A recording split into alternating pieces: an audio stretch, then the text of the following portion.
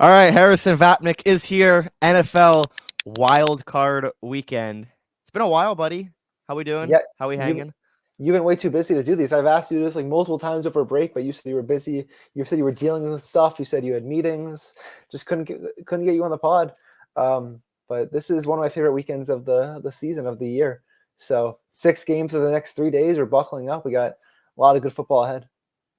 I feel like you're gonna say that next week too with the divisional round. This is my favorite weekend of the year. This is what I look forward to That every that single year. that's a good one too. Because It's up there. we talked about this, that divisional round is our favorite. Well, no, now that there's 6 wildcard games and like it's over 3 days, it makes the stakes a little better. It's like you wake up Monday, it's like, oh, we still have one more game. And then the way it's Which staggered sucks. now. The ESPN game sucks. It's the worst. Why? I just feel like that could be the like put the ESPN game on Saturday night. I don't like the Monday. Agree to disagree there. I mean, I like to have one more game like when the week starts. It's a standalone. It's like you wait all day for it. But like by Monday, I want the playoff.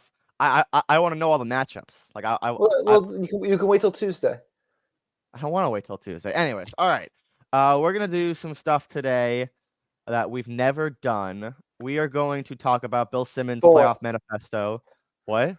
That's what we've never done, and so we're going to talk about it, and I just jumped in and said bowling. Bowling. We can, not today, but we're going to talk about Bill Simmons' playoff manifesto. He's been doing it for like 25 years. We've talked about it the last couple of years, so we're going to do it on the pod and see which teams fit certain rules. And then we have a very special draft that we've also done the last couple of years. We're doing it on the pod for the first time. You want to tell the people what the draft is? Teams that'll have multiple players throw a pass this weekend, not including quarterbacks. So do we have to draft every single team? Yeah. Okay, so we're going to go back and forth drafting every single team and figure out which one of those teams is going to throw a double pass this weekend. And I lost last year, so I'm doubling down for this year. Our little small weight. Kirk Cousins caught a pass from Justin Jefferson to win it for me. That's right. Last year we did quarterbacks catch a pass. This year we're doing double pass. All right, let's go into the manifesto. And this has always been good stuff for us. We've always loved talking about it. Should I just read the rules? Well, let's go one rule at a time. Okay. And some of these rules are going to be outdated, but we can also like update them ourselves if we really want to. Yeah, and there's some rules that Simmons and Peter Schrager did one earlier, and they kind of added a couple in there. Like the one that's not in there right now is like don't pick a team that reminds you too much of the 07 Giants, which we could talk about as it gets a little closer. Yep. All right, rule number 1. This doesn't really apply this week, but beware of the looked a little too good the previous round team. There's another rule later that kind of applies to a team this week, but nothing really right here. But we can go back to that next week. Rule number 2, one of my favorites: don't bet against God, puppies, or gambling theories from Pakistan. It's a friendly reminder of Kurt Warner in 2008. Just beware of that. But I don't think anything really applies. Unless, I mean, Tua does wear the cross on his face with the eye black sometimes. So maybe him, but probably not. All right. Rule number 3. This is where we get into the good stuff. Don't try to talk yourself into a nobody believes in us team. Now there's a couple of teams that could fit this. There's 2. Nobody believes this. There's 2, maybe 3. I feel confident about yours? 2. Miami and Philadelphia. Too. Those were mine as well. The 2. I don't buy the Green Bay thing. So which one do you want to talk about first? Let's go Miami. What are your thoughts? You want me to talk about them first? All right. So you go first. For nobody believes in us team, the whole year it's been the media just hyping up the offense, and now it's just not been that way.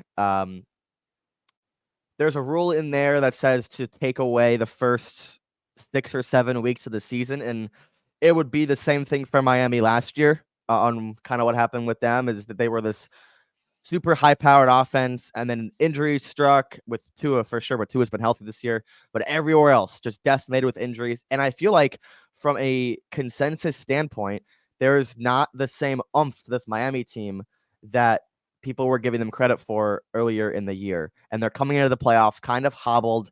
They got the worst possible matchup, another heartbreaking loss on Sunday. And I don't think there's just that group of people out there that are like, yes, like let's go take Tua on the road against Mahomes and Arrowhead. Let's think Miami's going to win 3 straight road playoff games. I truly believe that there is an active big red X on the Miami Dolphins at this point in the season for the second straight year. So that's why nobody believes in this team. Like nobody's picking them to win on Saturday night. I think they are. Like I don't think they're winning. I'm not picking them to that. But I think that they are. They do fit the category that nobody believes in us because I don't think anybody actually believes in them. Like everyone remembers what's happened the last 2 weeks when they got blown out by Baltimore and blew the lead to Buffalo. There's still, the anti-Tua narrative from a lot of people, which is justified. Can they win a Super Bowl Tua? I don't know. Certainly seems like that's kind of where they're shorthanded right now. They're extremely banged up. They're like on their fourth string defensive ends. Xavier Howard's hurt. Melvin Ingram and Justin Houston. And they also signed Bruce Irvin and then Jason Pierre-Paul. Yeah, it's nuts. Have you seen the video that surfaced up this week of Jerry Rice and Randy Moss and Dan Marino? And wearing the jerseys. That's the Dolphins defensive line this weekend with Pierre-Paul and Bruce Irvin and Justin Houston and coming and playing. I saw my guy Aaron Ladd tweet that. That was very funny. We're turning back the clock. Yeah, no, literally. Miami's super banged up. Tyreek hasn't he's hurt too. We've missed the last play. Waddle missed the last couple of games. There's not a lot of things going the Dolphins' favor, which I think they do fit the criteria for nobody believes in us, and not a lot of people are going to pick them, and I don't think I will either. Yeah, so it says don't try to talk yourself into a nobody believes in this team. For as many of the 07 Giants and 08 Cardinals, the Packers 2010, Giants 2011. No, not with this team. And then same thing with Philadelphia. They were at 10-1 and everyone was just hammering them for good. They were this team that was going to break the Super Bowl losers, our little theory, which has been become public knowledge by this point. It's actually become popular, guys, in the last couple of years. And we started the charge with that a couple years ago. I was on that early. But now it's sitting three straight losses, 3 out of 4, 4 out of 5, 5 out of 6. 5 out of 6 is the big one. I feel like if you turn back the clock and go to before the Arizona game, you would still find a select group of people that had belief in this Eagles team. But now, when you lose to the Cardinals, and I know the Giants didn't really care, they were in injuries, they didn't really seem like they had that umph to them and didn't really care. But the Cardinals game, they can't hide from. And now it's the same thing with Miami. It's the same thing with Miami and Philly, where there's just not that group of people that are just going to put their foot down and say, I believe in this team, in this conference, to win 3 road playoff games, or even 1, even though I'll pick them this week. I'll buy a sprinkle of Eagle stock. Again, did you see this AJ Brown thing earlier today that he deleted all the pictures off his Instagram? Do you ever buy anything into those? Apparently that was a thing. I will, because I'm picking the Eagles this weekend, and I think they will. I think they're obviously overdue, but I don't think Tampa's good at all, and I think Baker's hurt, and I think they're a really bad football team, the worst team in the playoffs, worse than Pittsburgh. If maybe Philadelphia figures some stuff out this weekend, a couple of upsets in the first round, maybe the Rams win and the Packers win, and all of a sudden Philadelphia is hosting the Rams on Sunday, and maybe all of a sudden they're 1 away from the conference championship. I'll buy a little bit of Eagles stock, not a lot, but just a tad, because I think the NFC is can get very weird, and the same with the AFC for that matter. And that this is a team that made the run last year. Obviously, had a lot more things going in their favor. They faced a team that didn't play a quarterback, and then they placed the San Francisco 49ers. I hope you caught that one. I'm not out on them completely yet. I think they can rally something together. Not saying they're gonna hoist the Lombardi next month, but right, we're trying to evaluate. If they're on Championship Sunday, I wouldn't be out. Right. If they're So playing on championship Sunday, I don't think they're going anywhere near there. So I will not be talking myself into either nobody believes in us team, but I think one of them will win, and it will be the Eagles because they got a good matchup because of how bad the NFC South is. Like this is not the Bible. This is just a guide. Yeah. You know, it's to guide you into helping you. But when you get a team like the Eagles who match up really well with Tampa, already beat them way long ago. But certainly a good spot for Philly to win one game. But then we'll get into other rules and explain why we have a great chance to fade Philadelphia moving forward. All right, rule number 4. Beware of any team that might use a major off-field distraction as a galvanizing force leading up to a big playoff game. So does this mean, when it says beware, does this mean like be ready for them to like do good? No, I think it's bad. Everything. I think this in the manifesto is like bad stuff, like things to avoid. Okay. I think this applies for Taylor Swift. Yeah, I was just there was some stuff last year with the Bills that were going on that we could have attributed this rule to. A lot of stuff. But now, and look what happened there. Now with the Chiefs, like again, if they get further, I'm not saying they're gonna like this rule is so silly because we're just sitting here and saying, oh yeah, they're gonna lose because of Taylor Swift. But wouldn't that be fun? It could be an off-field distraction. You don't know. What are your thoughts on the theory that they made the Peacock game the Chiefs one because they think the Taylor Swift people would buy it? Oh, I buy it 100%. I'm all in on that. It's 100%. Genius marketing. No one's like the casual fan's not paying to watch the Browns and Texans. They want to see the Chiefs in Miami and Taylor Swift on TV like 7 times during the broadcasts. Yeah, and how about all the jokes about people's like parents trying to find the Chiefs game and they're not going to be able to do it? I asked my grandma yesterday; she had no clue. She thought Peacock was NBC. I was laughing so much. Luckily enough, our parents are still at the age where they're with the streaming. Or I guess I don't know if I can speak for your dad. Yeah, I know. My dad is aware. All right, he'll be ready for it. Yeah. He's got to watch his Dolphins. Yeah. All right. Number 5. Beware of the everybody believes in us team. Buffalo Bills. Oh boy. You think Buffalo so? Bills. Yes. You think so? I feel like can we just call this the Ravens? No, because this was the Ravens like in 2019. I think it's Buffalo. People are still kind of skeptical, like Lamar in the playoffs, just how it's gone. I think like everybody is like bought into like this like Buffalo like running the table in the Super Bowl thing. It's like everyone's gonna pick them beat Pittsburgh, obviously. Everyone thinks that's a cakewalk. It's a bye. I think Pittsburgh can hang around, but we'll see.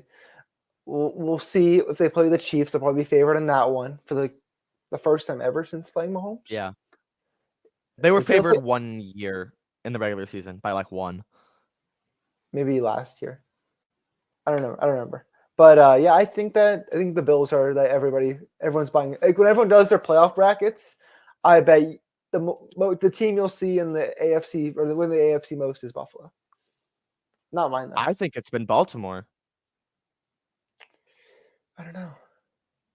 I think that there's a good argument for the Niners to be that team. Even though they lost bad to Baltimore, I feel like people are going to rally around them.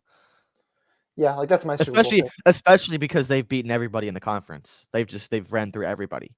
So we're just naming all the best teams in the league now. Right. There's not really. Yeah, but look, but again, it's the playoffs, and like we rarely get like last year, all chalk was rare. That's why you did so well in the playoffs. Yeah, that's why mixing it was all chalk. It was all chalk. Yeah. I don't think we're gonna get that again. So I feel like this rule is gonna apply. We just have to figure out who's gonna lose early. And when? That's why we play the games. I do think that the game that could get to Buffalo would be if Mahomes goes on the road and just shows everybody I can play on the road. Screw you. That's the climax game, is what I'll call it, where it could come all come crashing down from there. Yeah. But we'll see. We got to get there. That's why we play the games. Rule number 6. Never pick an underdog unless you genuinely believe that it has a chance to win. I think this will be the most. This will be the rule that stays in there forever. It's just so simple. Don't try to talk yourself into an underdog unless you actually believe they can have a chance to win. So if you think Pittsburgh's going to keep it close, if you think there's a path for Pittsburgh to, pick off Josh Allen twice or just dominate the clock in the snow, then maybe. But normally favorites who win also cover in the playoffs. It's one of the more unknown things in terms of gambling. Like, have you done your gambling picks yet on the pod? I don't know if this is the first or the second part. This will be the first segment, so it's okay. gonna come after. So I don't know if you've done your picks, but like for all the, like I don't know how many underdogs you're taking. I think you're taking 2 underdogs this weekend. No, just one. Just the Rams. Yeah. Yeah, like I'm picking. But I haven't bet on every game. Okay. Yeah, like the Rams are the obvious case of this one. But I'm assuming you were getting at I would also be taking money line on that. Yeah. Which I am. Yeah. With the Rams. Yes. Yeah, like if you're gonna take the +3 or the +3.5, like you might as well take the money line at that point too. If you think the Rams are gonna cover, you think they should win, and that's honestly the same thing if you're betting like Houston. If you think Houston's covering the 2.5, you probably think they're gonna win. Yeah. Green Bay is the interesting one because that's like there will be people who pick Green Bay to win on Sunday, but like 7.5 with picking them to win, like it's risky. It's a big number. I think that if you take the 7.5, you also should take money line. Yeah. If Green Bay covers that game, I don't think it's going to be from a backdoor. I think that is going to be a very winnable game for 60 minutes if Green Bay ends up covering that. I'm really excited. That's the game I think I'm most excited for. I don't know if you want to dive into that one a little bit. It's a Manifesto dream game, which we haven't really got into it yet, but we will. Okay. Beware of all dome teams playing outdoors, especially in cold weather. Doesn't apply, but can we give a shout out to Miami, who is a glorified dome team? It'll be better cold here. Dome. Yeah. I'm not reading the Brady one. Sorry. Doesn't matter. It's funny though. Rule number 9: severely discount anything that happened in the first 5 to 6 weeks of the regular season. So Philadelphia. So rule 3 and 9 go hand in hand with Philadelphia and Miami. What did the Dolphins start the year? Were they 5-1? They had like a 3-game lead on the division at one point. They were 5-1. Their wins were against the Chargers, Patriots, Broncos, Giants, and Panthers. They lost to Buffalo by 28 between those. Yep. So, yeah. So the Manifesto screaming take Tampa and Kansas City. Yeah, but there's one problem that Tampa Mayfield does suck. But there is one rule that I will get to later that goes against that and will make both of us feel good about taking Philly, which we both are. Number 10, when in doubt, gravitate towards one pick that A, would screw over the most gamblers and experts, and B, would definitely go against the single worst gambler you know. Harry, what are you on this weekend? Just kidding. I already used that. Okay. I already used that joke earlier in the week. Everybody's teasing Cowboys. Yes. That's the most popular pick of the week. And it's something that you and I have both done. Well, I didn't exactly tease them. Really? I put them in a parlay with Michigan. And I did the same exact thing, but as a teaser. Oh, okay. So yeah, I just put Michigan and Dallas in a parlay together. But I did tweet this last night from the Bills site because the most popular teasers from most books are Cowboys down to -1 and Bills down to -4, which is stupid. Yeah. So I tweeted this last night as someone with a Bills -8.5 ticket. Speaking real here, I low-key hope the Bills win a close game, so any fool out there who teased from 10-4 gets deservingly punished. I did it last year with the sportsbooks need a Cowboys or Bills loss. That would be great for them. So we'll see if we get one of those. Okay. What are the chances we get one of those? Considering those are your Super Bowl I'm teams. on both. Yeah. So I hope not. I don't think so. You don't think so? Neither do I. No. I feel pretty comfortable that those two in Kansas City will all win on this weekend. The other three I have no idea. I would say the team between those three, Dallas is the one I'm most worried about. What's the other one? You said 3. Kansas City, Buffalo, and Dallas. Oh, KC. Okay. I think that there's a chance where the biggest upset of the week comes on Sunday night, and it's the Rams, and all the other favorites win and cover. I can see that.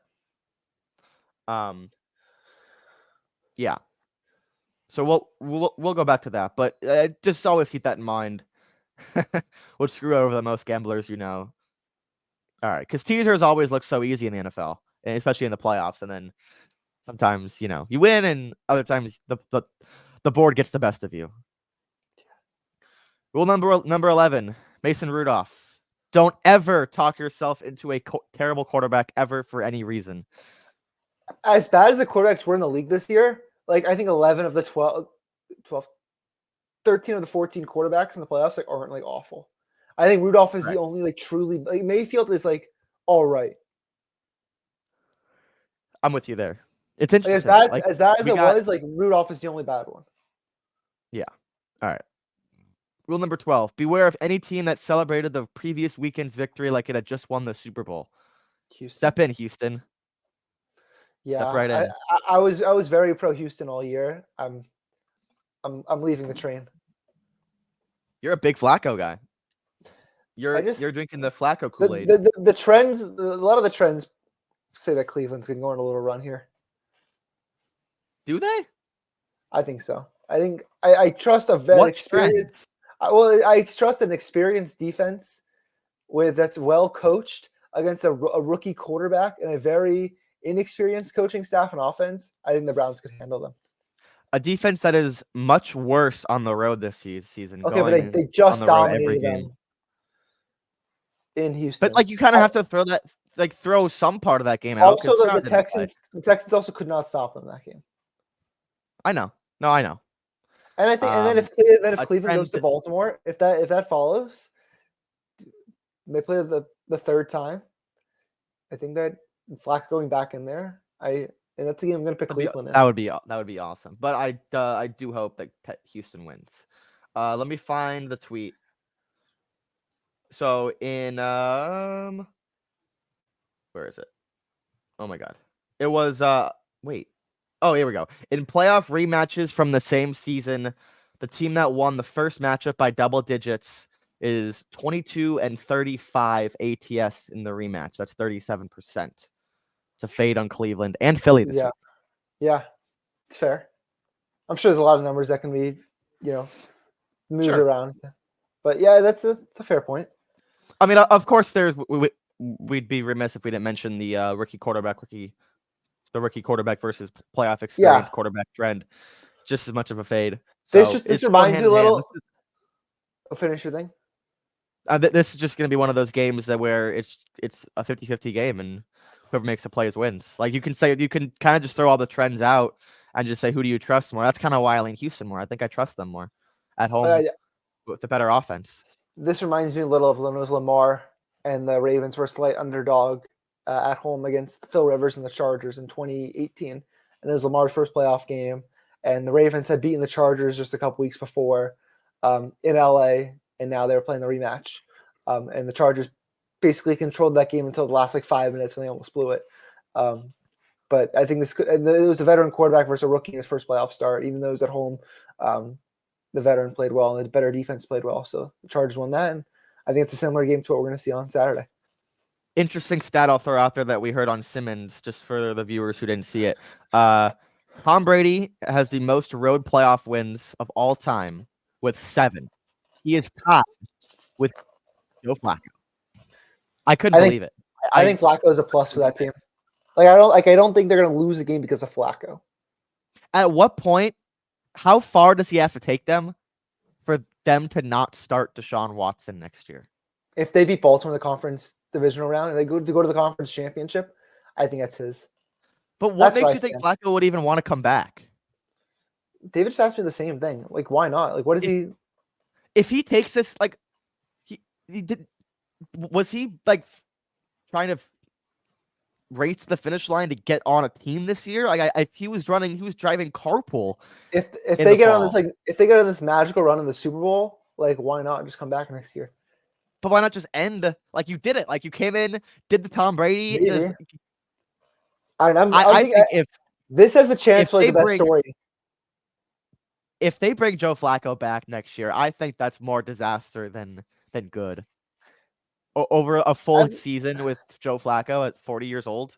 I don't know. It's this. I'm telling you, the Browns going on a run has a chance to make the most fun, one of the best stories in NFL history. The Browns, who have never been in the Super Bowl in forever, never in the Super Bowl era. They signed this guy off the street in December, and he takes them there, and he beats his former team, and he beats Patrick Mahomes or beats the CJ Stroud Texans. Like, this is a chance to be so awesome, which is why I'm picking it to happen, because I have nothing to lose. Like, so what? I've had bad predictions before. If this happens, it would be so cool. Like, I don't think people understand like what this would do. All right, this is a good one. Before you wager on a team, make sure Marty Schottenheimer, Herm Edwards, Wade Phillips, Norv Turner, Andy Reid. This is a little outdated. Dan Quinn, John Fox, Jason Garrett, anyone named Mike, and anyone described as Andy Reid's pupil, and anyone with the last name Mora isn't its head coach. So you have Dan Quinn.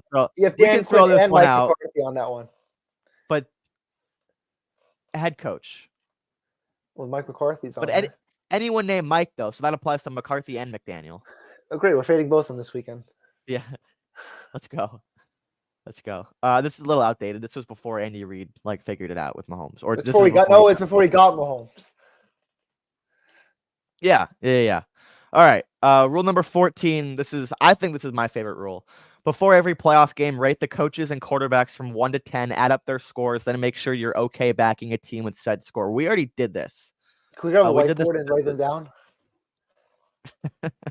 What were the games that were interesting? I feel like Rams Lions was definitely interesting. I feel like Browns Texans was as well. Packers. That's just because we trust LaFleur so much more than McCarthy, which I feel like has a huge impact on this game. Do you want to do it? Let's do it. All right, let's do Browns Texans. So we said Flacco 6, right? Here, I'm gonna write. I have a bunch of sticky notes here. I'm gonna write them down. You tell me the team, and I'll give you the number. Joe Flacco and Stefanski. Combined out of 20, right? Yes. But give me each score for the quarterback and head coach. Should we each put our answer in, and then I think that's for do you have paper or whatever? No, but we can just say it. I was going to show you mine. Let's say the total number, and then we'll go and say who we had for each score, like the quarterback and head coach. So I have my Browns one. All right, me too. 3, 2, 1, 13. 7 Stefanski, 6 Flacco. That was mine. Yep. 7 Stefanski, 6 Flacco. Stroud and D'Amico. 3, 2, 1, 13. 12. Okay. I had Stroud. 6 D'Amico. I gave Stroud a 6, D'Amico a 7. I gave D'Amico a 6. He's good, I don't think he's Stefanski good. I don't think Stefanski's that good. I just think he had a good year. Should we even bother Dolphins Chiefs? This is the Chiefs rule. This is the Chiefs rule. They're 18. They're 9-9. Mahomes might even be a 10. We can skip that one. Yeah. Pittsburgh Buffalo. I told you I'm not doing it a couple of days ago. I'm not. Mason Rudolph is a 2. I asked you if I could go below 0 for Mason Rudolph. Dude, there's so many worse quarterbacks who have started a playoff game than him. I don't think you understand. We're a couple years removed from John Wolford starting a playoff game. And then I think Heineke started. He would have also been a 0. What was Connor Cook then? I don't know. That was so long ago. All right. McCarthy and Dak. We're not doing this for all the games. We have to move on.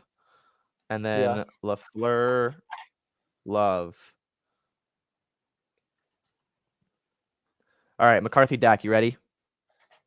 Yep. 3, 2, 1, 13. I gave Dak an 8 and McCarthy a 5. That's my exact one. Interesting. Look at us. LaFleur and Love. I have mine. 3, 2, 1, 13. Oh, okay. I gave LaFleur an 8 and Love also a 5. I maybe have a little bit mean to Love. LaFleur an 8, Love a 6. Okay, I almost did that too. That would have been cool if we were the same there. And then let's do one more for Rams. This is a good one. This is a really good one. I need to think for a second. Hang on. This is good. I feel like our answers are going to be really similar because we talked about this a couple days ago, but haven't talked about it since. Yeah. But this exact rule, I think, is going to be eye-opening to people when they actually look at this game, and if they do like the Lions, this is about to be very pro Rams. I have mine, and we're both giving honest answers here. All right, let's do Goff and Campbell first. Okay, I have mine. 3, 2, 1, 11. 12. Oh, I went north. I have 12. I gave Campbell a 5 and Goff a 6. I have 6 and 6. I couldn't do it with Dan. I don't trust him. I'm giving him the same ranking as McCarthy. I gave both of them a 5. That's fair. It's the coordinators are part of it, but I get it though. And Goff a 6, I feel like is fair. Yeah. Okay. What about the Rams? Stafford, McVay. This is gonna be crazy because I feel really good about this. So do I. What would we have? Would we have Mahomes at a 9 or a 10? Mahomes is a 10. I agree. And Reed at 9. He's the only one who's a 10. Yeah. And Reed is a 9. Okay. McVay and Stafford. 3, 2, 1. 16. Yes, I knew it. What are yours? 8 and 8. It's 8 and 8. Yeah. That's my exact one. So this is, I had 2 games that were both 13 for both teams. And then the other game that we did was Rams Lions. It's a 5-point difference. I had a 4-point difference. What do you think about 4-point difference with who? I had 6. I had 12 for. Yeah. Yeah. So 4 or 5, but a big difference compared to the other games, especially in a wild card round. What do you think about all the angles about this game where it's a lot of narratives where it's like good for TV, both quarterbacks returning, but then you actually think about it and you're like, McVay knows all of Goff's tricks. Oh yeah, no, so I don't care at all about the Stafford back to Detroit thing. Like, it's a fun story for like NBC and the pregame stuff. Like, there's nobody on that team that Stafford is like left that Stafford played with. Like, there's nobody there who's like Decker, I think Decker, but that's it. Yeah, but no one really on the defense, no one really on the coaching. Like, it's not like it's a totally different turnover. McVay knows Goff stuff. Like, that whole coaching staff. Morris was there when Goff was there, I believe. I don't know if he was there. Their DCs were Brandon Staley and Wade Phillips during that Super Bowl run. No, okay, you're right. No, he wasn't. He was the Falcons defensive coordinator. Okay, so I guess Morris wasn't there. He got there in 21. Okay, so will McVay at least know with still the Goff stuff? Do these two not play in the regular season? This year, no. No, I trust McVay 100 times more than I trust Campbell. First of all, I think the Lions are all coordinator based. I think you agree with that. Like, if you pluck those 2 coordinators, the Lions are not a playoff team next year. Well, with heavily weight on one of the coordinators. Yeah, not so much the other. I think Glenn's all right, but we'll see. I think the Rams have an advantage in the passing game. The Lions are a pretty poor pass defense with Nakua. Oh, it's awful. Kupp have a chance, and Higbee have a chance to really light them up.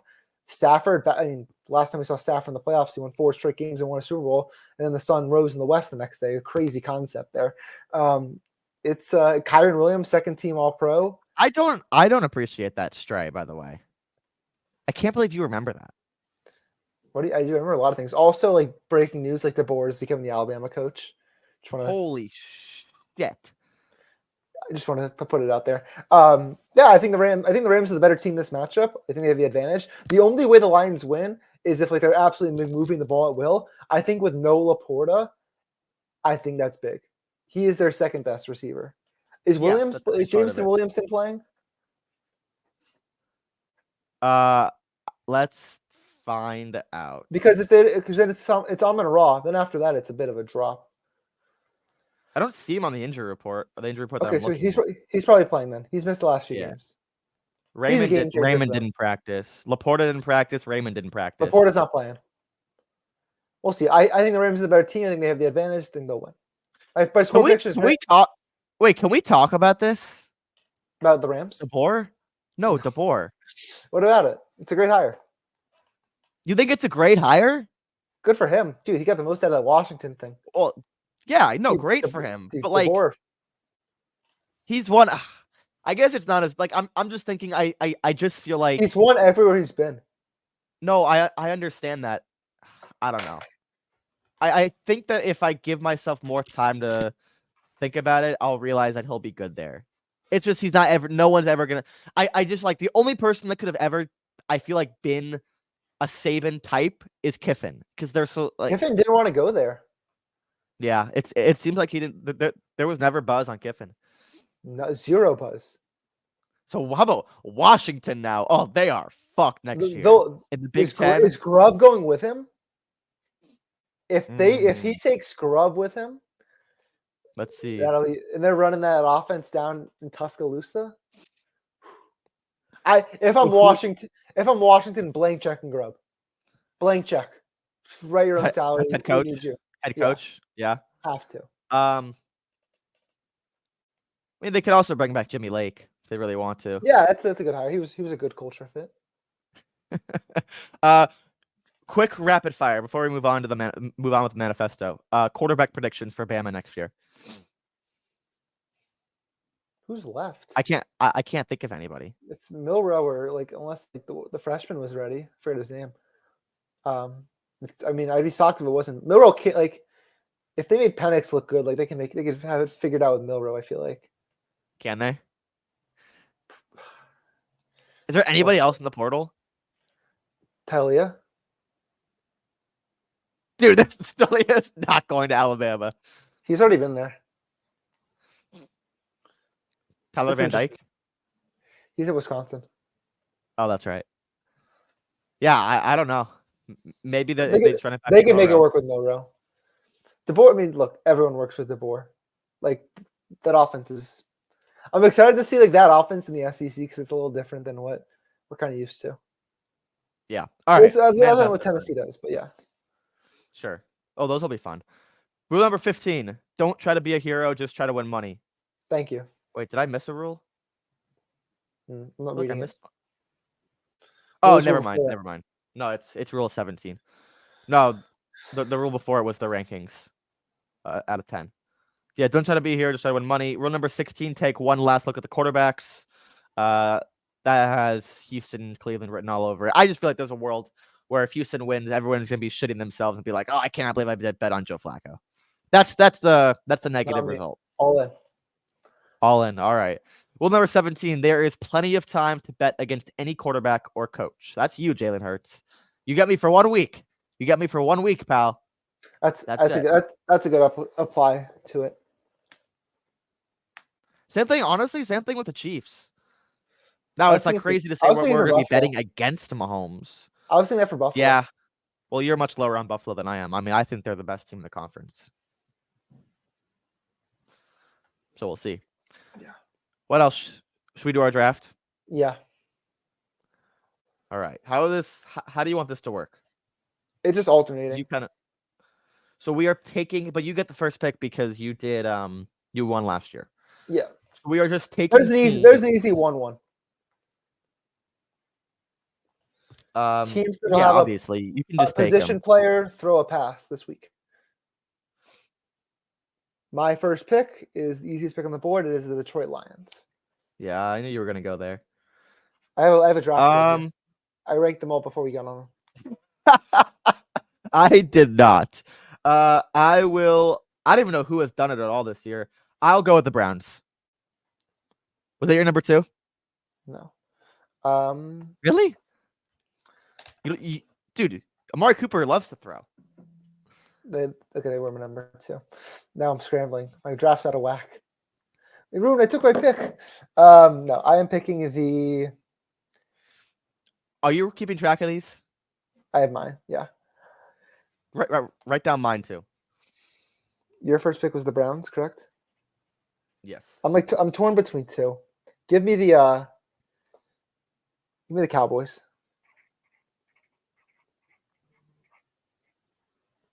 I'll take Cowboys the Steelers. Okay, that's good. I'm taking the Rams. I will take the Dolphins. Bad pick. Yeah, Joking. probably. Give me the Chiefs. Chiefs love doing shovel pass, and I win. I should have taken the Chiefs earlier. Shovel pass. Like they have like they run this a couple times here. They've running back through a jet pass. That's bullshit. That counts. Fine. Hey, you're up. Are Packers gone? No. I'll take the Packers. I almost took them earlier. I got 2 picks left. I'll go Eagles. So then, Mr. Relevant, the Tampa Bay Bucks. No, there's still another round. Oh, you took the Bucks though. Oh, I didn't. I'm taking Buffalo. Okay, you get a Buffalo. You can also get the Bucks because I'm gonna take Houston. Oh shit. Raw. Okay, so you have Browns, Steelers, Dolphins, Packers, Bills, Bucks. I have Lions, Cowboys, Rams, Chiefs, Eagles, Texans. I'm gonna win. Okay. How many passes do we think get this weekend? Over, under 2.5? Under. I think under 2. Teams get in the playoffs and get aggressive. Yeah, Dan Campbell putting all his chips in the middle.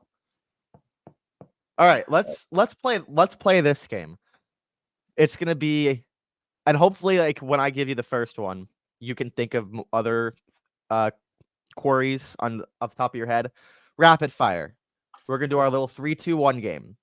The coach that will make the controversial decision that costs his team the game. Oh, it's easy. 3, 2, 1. Dan Campbell. Yeah, dude, come on. Who else would we have said? Who else legitimately would he have said? McCarthy. His won't be controversial. His will be the opposite. Like he'll be like punt on 4th and 1. Like that'll be his controversy. All right, I have 5 and 15. I have another one. The kicker that will miss a untimely kick to cost his team a playoff game. This is not just this week. This is just like in the ether of the playoffs. I have mine. Hang on, I need to get his name. So we don't have the same one, but you're gonna hear mine and be like, okay. Never mind. I was gonna say the Browns kicker, but then I forgot the Browns don't have a kicker. They just hired. They just signed one. Who they signed? I'll give you a hint. He's a playoff god in our minds. Blair Walsh? No, like good. When I see it's Riley Patterson. No, okay. Yeah, the game winner for the Browns, the Jags last year. I know who yours is. I'm trying to think who's been like shaky this year. Oh, maybe I have two, but I'll give my controversial one first, and then we'll talk about the other one. Okay, I have mine. All right, this is 3, 2, 1. Brett Brandon Maher. Aubrey. Okay.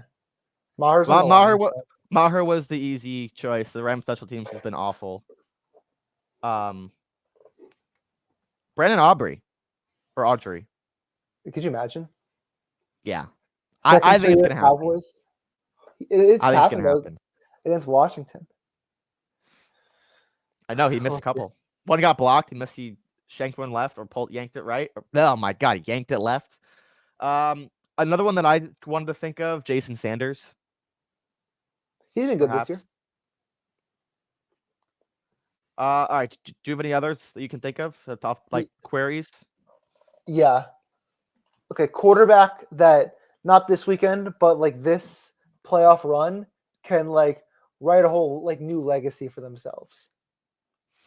Like which quarterback can like gain the most in terms of like how we like view like their entire career?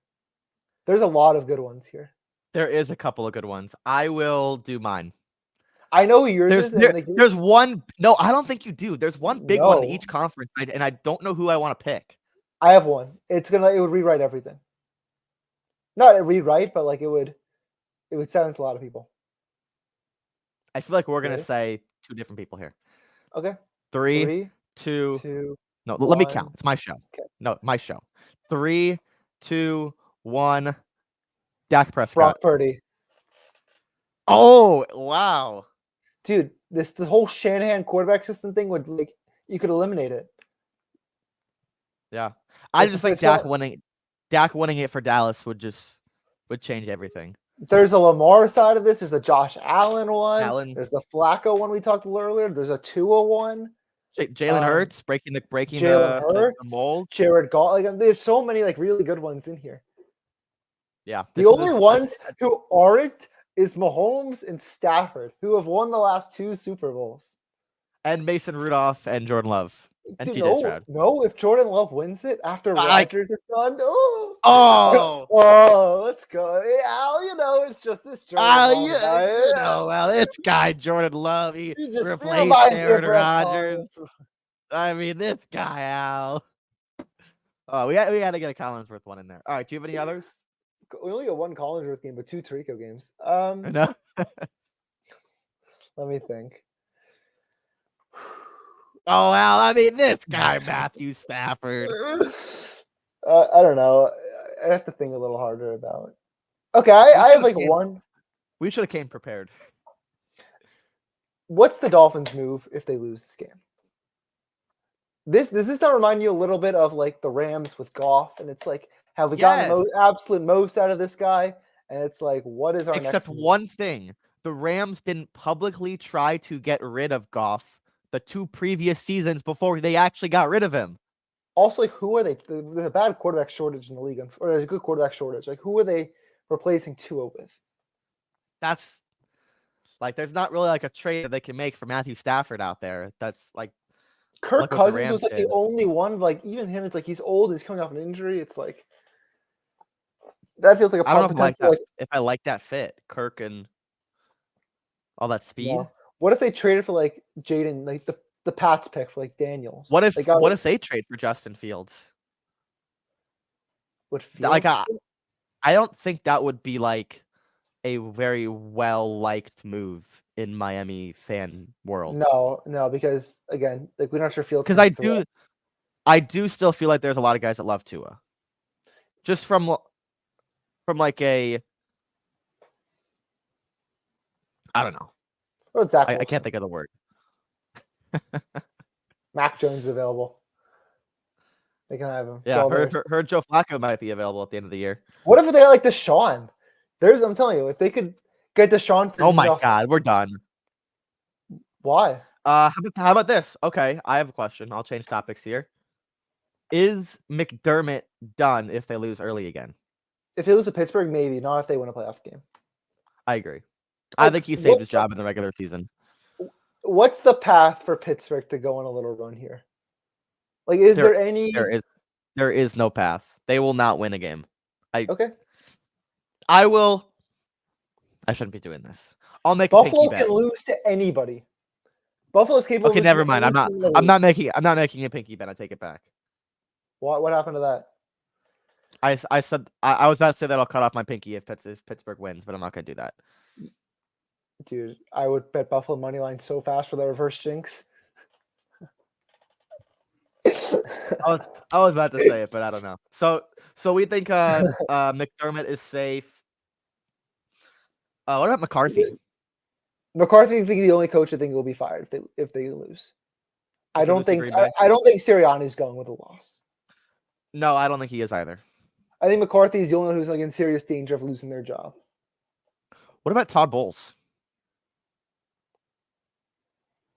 I know they got to the playoffs, but there's nobody thinks that they're good. If they get blown out by 30 by a bad Eagles team or by this Eagles team, I don't even want to call them bad, but this Eagles team.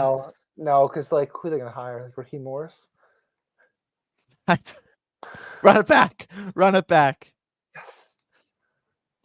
Dude, Simmons talking about war, WAR. Wins after Raheem Morris? Wins after Raheem Morris. Yeah. It could be both. It could be wins after Raheem or wins against Raheem. Warp. Anything else? Any other fun stuff we can talk about? Could we just run through all our game picks real fast? Yes. Okay. Well, First game. you give yours because mine are going to come later with Sam. I'm taking the Browns over the Texans by a touchdown. I'll go 23-16. I think it's a low-scoring game. I think the Browns find a way. Night game, I think the Chiefs roll Miami. Give me the Chiefs 27-10. Do you want to go to the game? No. I don't either. Okay. I could be offered free tickets. I'll be on the comfort of my own couch for that one. I agree. I could be free tickets, free gas, free food. I still wouldn't go. No, we went last year, which was, it was a little warmer, and Bengals were in it, which was fun. And I had a dream last night the Bengals were playing the Chiefs in the AFC Championship, and went to overtime. But then both quarterbacks kept throwing interceptions, and we weren't at the game. We were watching on TV, despite it being in our head. I don't remember. I know the Chiefs won because I had my Bengals 34-1 AFC Championship ticket. Bengals didn't win. What's the 1:00 game? Give me the Browns by 11 over Pittsburgh. I'll go the Bills. Sorry, Bills 21, Steelers. You're just 10. not obsessed with Joe Flacco. I know. It's Cleveland Browns versus Browns every game. Give me the Cowboys in a close game over the Packers 31-28. High scoring one there. Then give me the Rams by 2 touchdowns over the Lions. I love it. 20. Monday night, Philadelphia 24, Tampa 6. There's only one game on the slate that we are differentiating on. And it's the first one. It's the first one. Manifesto, mate. It's Manifesto. All right, Harry. You coming back Sunday night? Not this Sunday night. Why not? I don't know. We can talk after. This is more of a. What about Monday? This is more of a reactionary Monday pod than Monday we can. Monday pod recap. Yeah. Okay. All right, buddy. We'll have one game to play. Yeah. I guess I'll see you tomorrow, unless I freeze to death while walking to my car to drive to your place. I'll send you an Uber. Oh, that's so nice of you. With all your winnings from Joe Flacco. Yeah. Hopefully not. All right, buddy. See you later. See you later. All right, Sam Richmond, BR Betting. Mr. I have a bajillion to 1 future on Lamar to win the Heisman. Not too. Welcome back to the pod. How are we doing, man? I'm doing good, man. Glad to be back. I don't know. I'm just so excited for NFL playoffs. I feel like no one ever talks about NFL playoffs when they're the best postseasons. It's everyone's Stanley Cup, March Madness. NFL playoffs is just great. It's we go through such a grind of a season, and then when we get to the playoff, we get to the playoffs, and everyone's like, the 2 best teams are gonna make it. I don't really care. But this year, I think it's interesting because this is obviously besides Bill Steelers, there's not every game I feel is winnable for both sides, which I feel we usually don't have.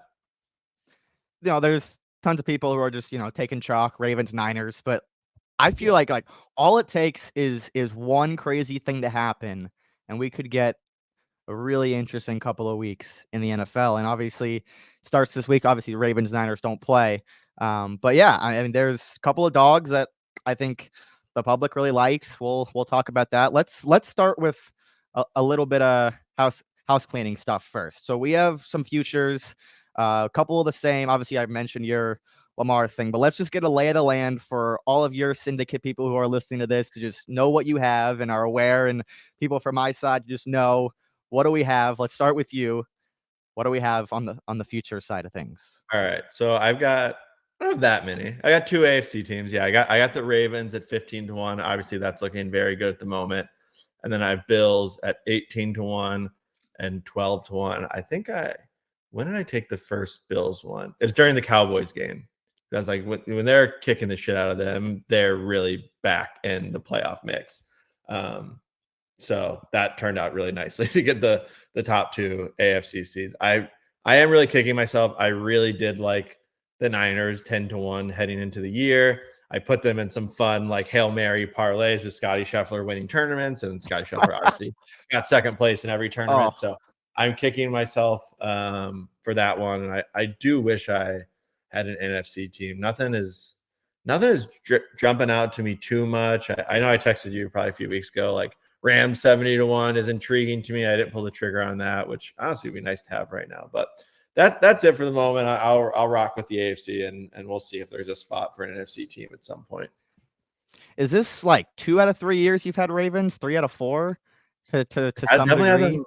Yeah, I think probably the last 3 years. Last year was hell because they just lost. They blew every close game. Yeah, they were like had them. I had them. You had them pretty early last year, didn't you? Yeah, I took them preseason. I took them 20-1 preseason, and they looked really good, and their advanced metrics are really good, but they just blew every late game. Like, I don't know if you remember that Giants game, Ravens-Giants last year, where like Lamar fumbled like late and then threw an intercept. Like they're up like 10 with like 4 minutes left and lost, and they just did that all year. And then I still have the Jags game too. The Jags game. Yeah, Thanksgiving weekend. I still have nightmares over Huntley's QB sneak. Like that one, that one will sting for a long time. I have dreams. I have dreams about that play. What's that? I have dreams about that play. So yeah, I know you do. Because that was the playoff game, right? Mm-hmm. Yeah, because that was Ravens that were going spread for was lead. 10.5, and I obviously had the future, but I also took them spread because I was just like, because Mhm. they always, in at least the second Bengals Ravens game last year, it was like really close. I was like, it's gonna be a close game. And then when that happened, I was like, fuck, they're not going to cover the spread. Thankfully, they did, but the future was toast without Lamar, unfortunately. Me, as the Bengals fan, also had the Ravens like +9 in that game, and it was never. That was just really way too high. Yeah. The Ravens defense was too good last year for that number to be that high. So if it gets to Ravens Bills, who are we rooting for? It's a good question because I would win more on Bills because I made that second bet. And both Super Bowl or one AFC, one bowl? Both Super Bowl. So if it got to that place, I don't know. It's a tough call. It's like I think I don't know. It's I'll be very conflicted. I don't know. You tell me who should I be rooting for in that game? Well, do you think it's very even. Like the Bills are kind of playing as well as anyone right now, even if they are determined to shoot themselves in the foot at every moment. Like they're still playing very well. So I don't know. It'll be a tough one. That's a good tease into what I have. I've been the Bills hater for like half the year. Once those 3 players on defense went out, I was like, they're done. And then they kind of like the backup started playing well. They brought in Rasul Douglas, and I was like, okay, Josh Allen's still having a really good year. So I bought on the Bills. I bet on them for a couple of weeks, and I was like, okay, this their number is still in the double digits. It's ridiculous. I know they have to win all these games to get in, but if they get in, I probably will trust them more, or at least the same, than any other team in that conference. So I took the Bills at double digits to not only win the bowl, but also the AFC. So now I'm like the biggest Bills fan ever because some of my futures recently, the Bama one, 18-1, still gets Oregon, all this stuff. So I need to win one. So I'm the biggest Bills fan in the world right now. I have a Cowboys ticket from preseason, and you'll like this. I have somehow it's still alive. Steelers to win the AFC at 26-1. It's still alive. You can throw that one. Well, I was gonna throw it in the garbage about 3-4 months ago. Yeah, it's nice to have. It's still alive. It was like $10, so it's still alive. So we are. I'm the biggest Bills fan ever. My official prediction though is Bills Cowboys. That's totally not because I have futures on both of them. That's my real opinion on what I think. I know. I do think if the Bills and Ravens meet, I do think the Bills are likely to win that game.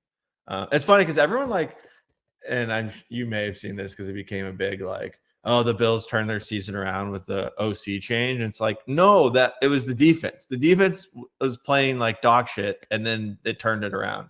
The offensive EPA rankings were pretty much the same from coordinator changes. It really was the defense picking it up, and I do think that makes them pretty formidable. But yeah, Ravens Bills would be nuts. I wonder what would that line be? Probably Ravens -2. I feel like it would. Yeah, 3 at most. It's definitely would not be over 3. Probably 2.5. Yeah. For Baltimore that would at home. Be an absolute war. The only thing that Joe Brady has really done with Buffalo for the offense is throw more to James Cook, who can't seem to ever really catch the ball. So that's about it. That one drop, still... that one drop before halftime, like, just ended me.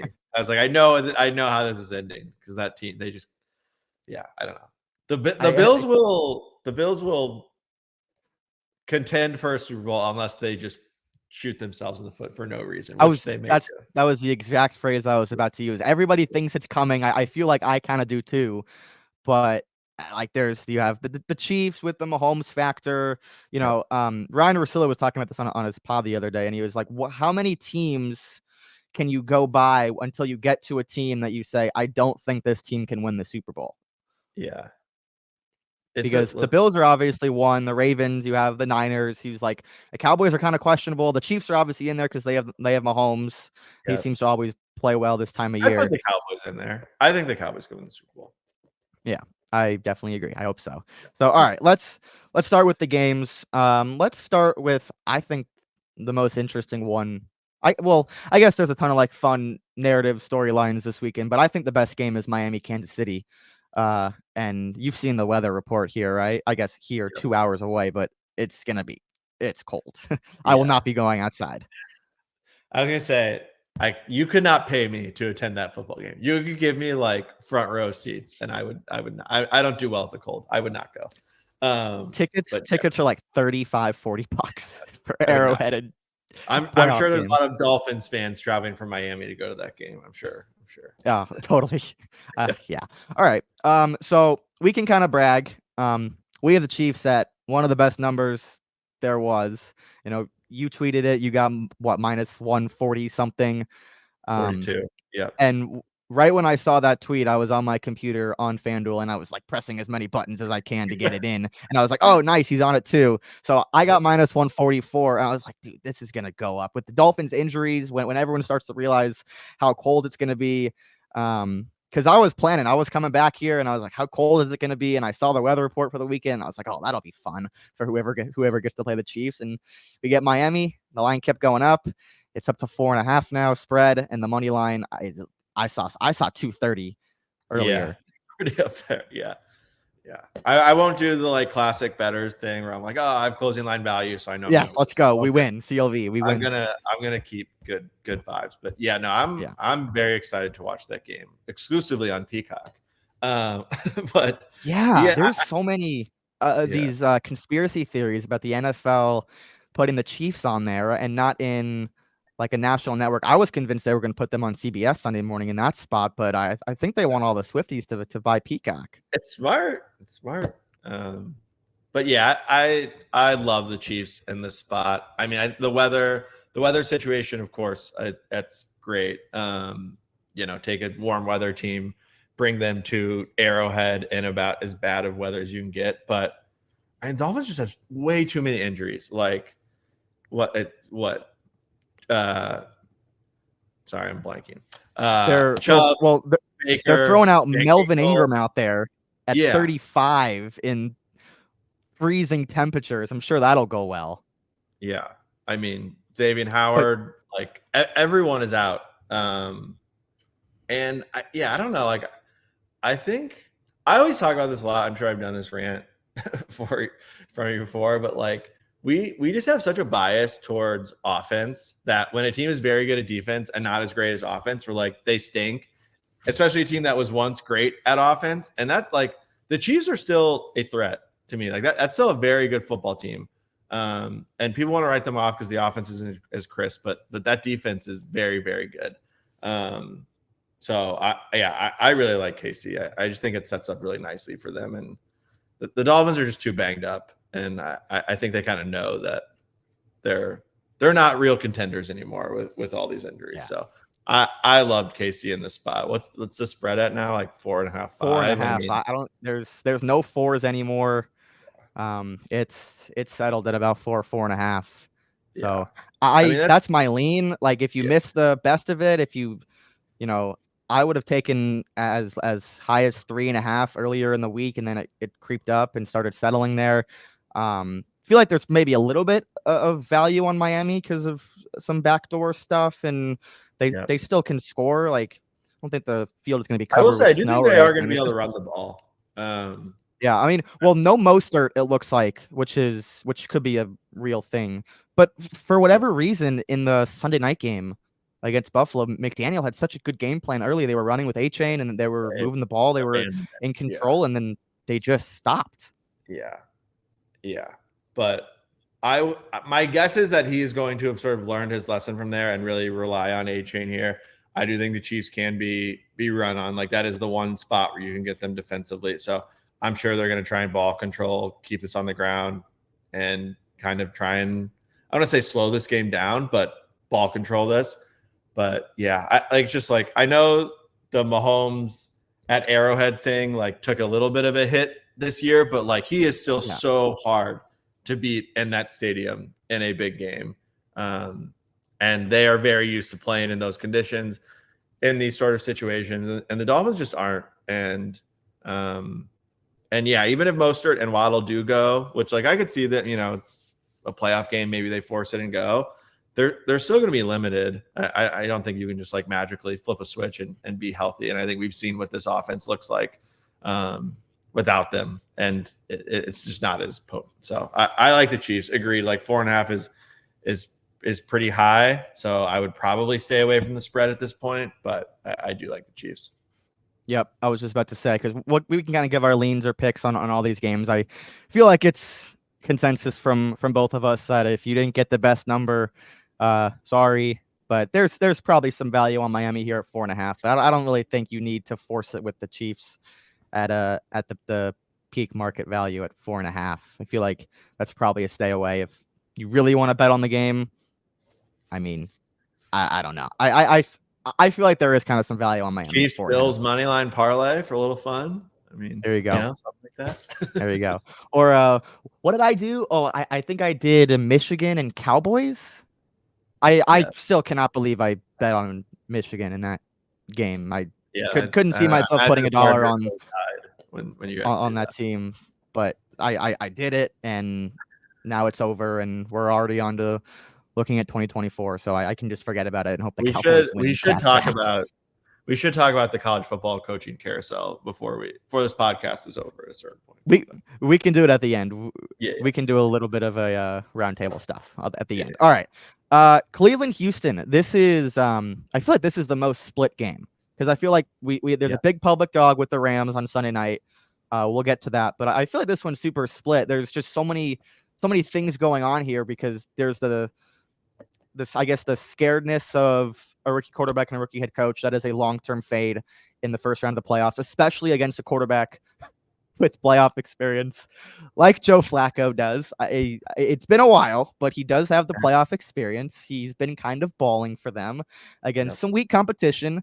A trend that I actually found that I don't know if you saw this in playoff rematches from that season where one team won the first game in the regular season by double digits. They are only 39% against the spread in the rematch. It's even worse when they go on the road. So that's going to play a play on for Houston. I think it's also a fade on Philly too. I can't remember if Philly won by 10 against Tampa or not, but if they did, then that's a fade. That game. I don't remember what. I feel like they won by 8 or 9, not quite 10. Yeah. But that's kind of what I found. I think this is the only game I'm not actually taking action on. I know you know this. I have a crazy long shot exacta, like 200-1 Cowboys. Oh, I forgot about that. That's so. True. That's what I'll root for. I would have taken Houston at 3, at 3. 2.5 was there for a while. It got juiced up a little bit. The -2.5 got juiced up. So I was like, oh, can we get 3? Are we going to get 3? And then never really got it. It might have been there earlier, but I missed it. Now it's down to 2. I feel like that's kind of where it should be. Yep. So I have action on this game through. I messed around and did a little parlay, which like I don't know if you ended up seeing that basketball game last night, but it turned out to be a much bigger sweat than I did. I took the Celtics money line last night with Browns money line just because the Celtics just had like an unreal situational spot where the Timberwolves were coming off a huge win back to back. They like couldn't leave the game until the next morning. Gobert was out. Celtics are obviously incredible at home.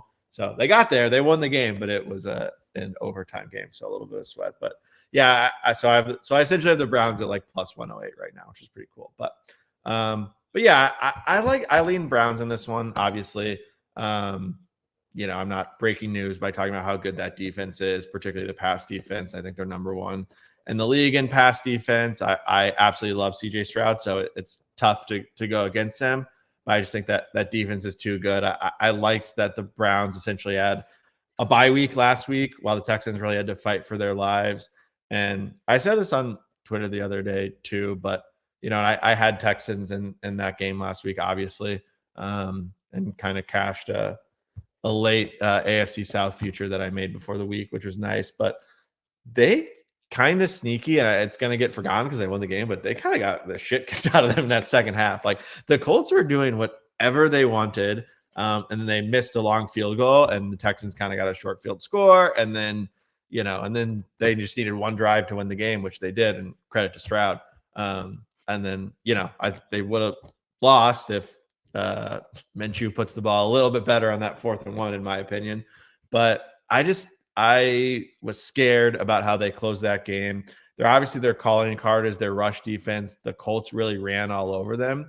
And I think that's got to scare you if you're the Texans, because if the Browns are able to run on them, which they weren't in that week 16, I think that was week 16 matchup.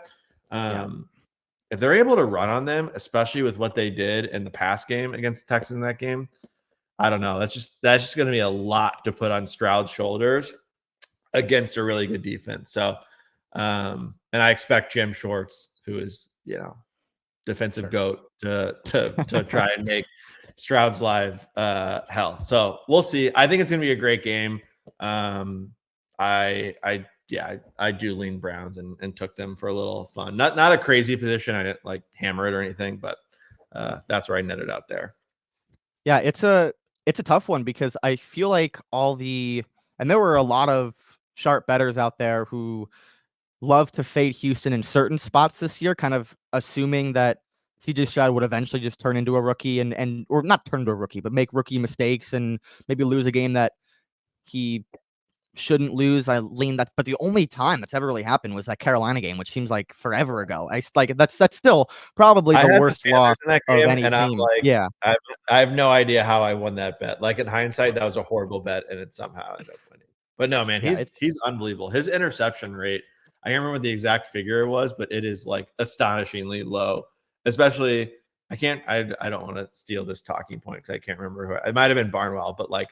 So it's a really good point. His interception rate is insanely low for a guy that throws that many deep balls. Like I don't know. He is just incredible. He's so good. I don't know where you would rank him in terms of like top guys, but he is pretty high already for me. He's unbelievable. Yeah. I mean, I've said this on the pod a few times. I don't really care about the quarterback rankings. I just feel like, is this guy good enough? Is this guy considered elite? Yeah. CJ's probably there. He'll be there next year. I mean, as good as Trevor Lawrence looked once he got rid of Urban Meyer, I kind of like to ignore the Urban Meyer year, even though there were some flashes with Trevor because he was so good instantly in that second year. CJ's right up there with him, and it was crazy how quickly everyone started to love Lawrence and consider him that top guy, especially at the playoff comeback. CJ Stroud, he's done everything that Lawrence did, probably even a little bit more, considering this is his rookie year with a rookie head coach. I know Lawrence had to deal with Urban Meyer. It's not really his fault, but so it happens. But there's, have been all these spots this year where it's looked like a juicy spot to fade the Texans, and seemingly every time they've gotten it done, the Texans have. And I don't know, I just feel like this could be that type of game. That's why I'm sitting out. I do hope Houston wins, but obviously I wouldn't be surprised either way. I think this could be one of the best games of the week.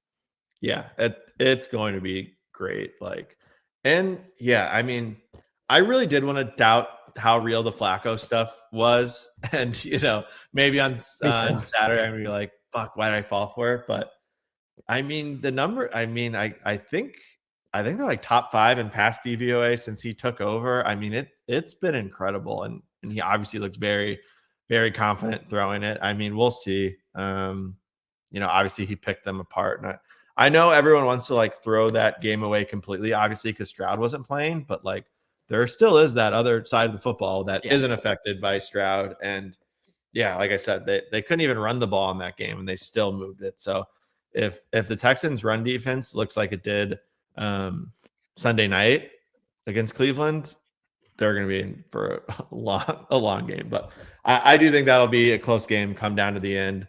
The Browns can't kick, so that's a good thing for Texans. Like Browns don't have a kicker, so we'll see how that has an effect. Though I sneaky kind of am okay with that as a Browns guy, because not that Stefanski needs it. He's aggressive as is, but I kind of like when coaches are forced to always go for it and fourth down. Oh. So we'll see. Hey, man, didn't stop Dabo. Yeah. Didn't stop Dabo.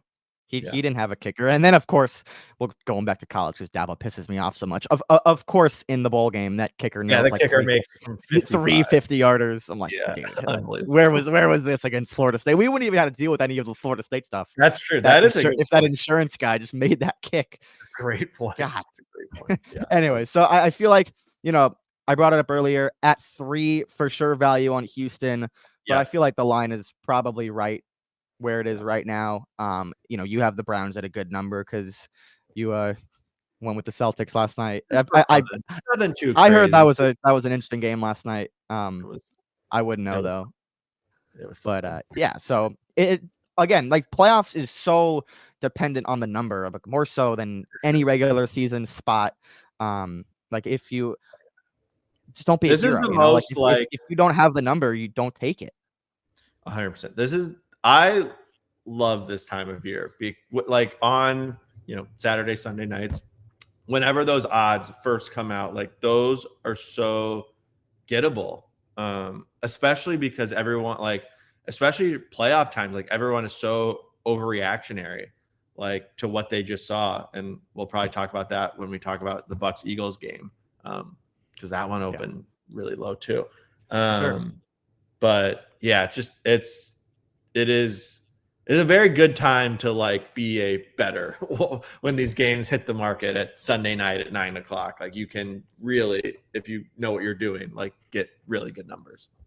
Yeah, and to that point, I go back to last year with the Giants' huge win over Minnesota. I think they opened up under 7 as a dog against Philly the next week. I fell into the trap. I took the Eagles at 8.5, and I would have been so much better off just.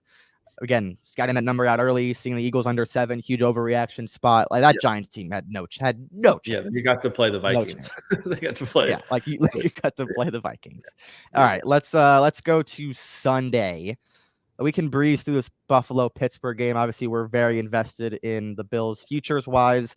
I got a good number, 8.5. Normally, but the long-term trend for the Bills, and I don't have the number exactly on me on how they did in this spot this year, but going into the year, they were 70% ATS with as a touchdown plus favorite. So this has long-term been the spot for them. I got a good number.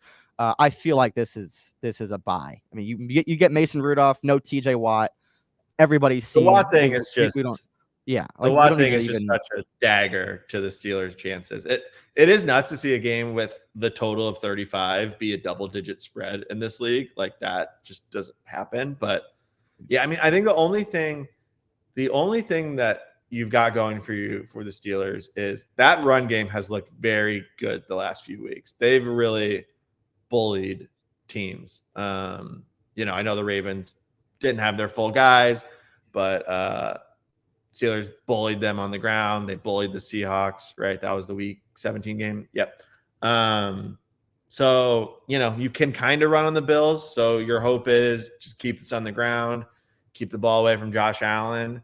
Maybe you cover, but I just can't see them winning that game unless it gets moved to Cleveland. I don't know if you saw those reports that the game might get moved because the weather is so bad. So I don't know if the Bills' home field advantage gets taken away, maybe, but yeah, I don't. Wasn't there what game? I think it was during COVID. Wasn't there a playoff game played at a neutral site or talked about? Why can't I think of this? I feel like it was either Cleveland or Detroit, right? Yeah, that sounds Someone right. played a neutral game in 2020 because of weather or some type of COVID stuff. That does sound right. I can't remember what exactly it was if it ended up happening, but I do remember there were some discussions, but I cannot remember that right now. You brought it up about you couldn't believe the total being this low with the spread that high. I wrote this down earlier in the week. I think this This is the third playoff game since 2000 where there's a team favored by more than 8 and a total under 38. So this is a rare spot. Yeah, the third time. Yeah, I mean, I would make sense. I think this is a stay away spread play. I really do think, like, if you like the Chiefs or if you like the Eagles, like, I do think it's not a bad to just money line parlay that. I can't see the Bills lose. It's just I don't want to lay 10 points in this league, so I would not, take Bills minus 10. Yeah, agreed. But they're gonna win that game, so there's that. Yeah. I'm open. I did something fun, just like this is the time of year to do stuff like this. I took Baylor against BYU in hoops the other night, like minus 150, and got that parlay with the Bills to like plus 115. So I definitely have the Bills at plus 115 because Baylor ended up winning. So let's go. But yeah, I feel like this time of year when you have a really strong position on something and you kind of want to get some value, kind of throw something out there. Hope you get a little lucky, and if you do, you'll have a really good number, and you can just sit back and relax and watch the Bills pretty much have a bye. I feel like they have a bye.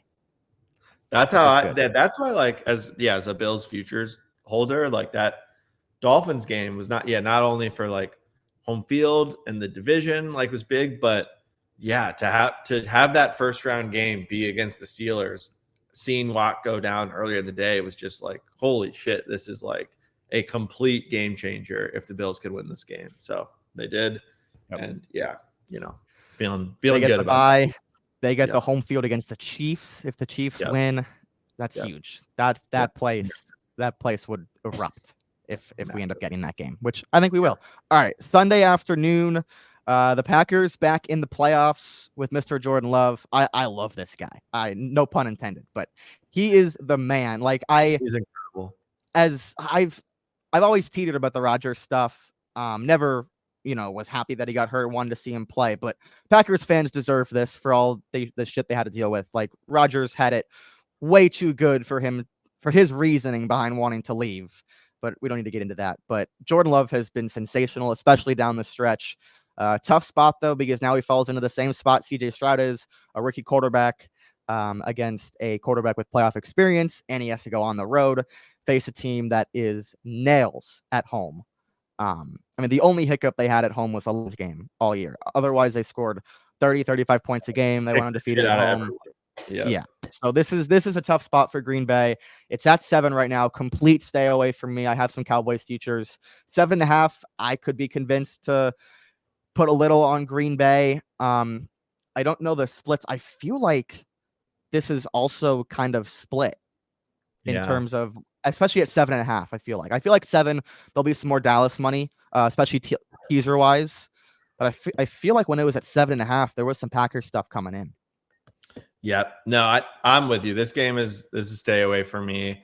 Cowboys absolutely dominant at home. I do think that Green Bay defense is I don't think people perceive them as an elite defense, but they're very gettable. I think Dak is going to be able to kind of do what he wants against that team. But Love is incredible. I've been on the opposite side of him a few times recently.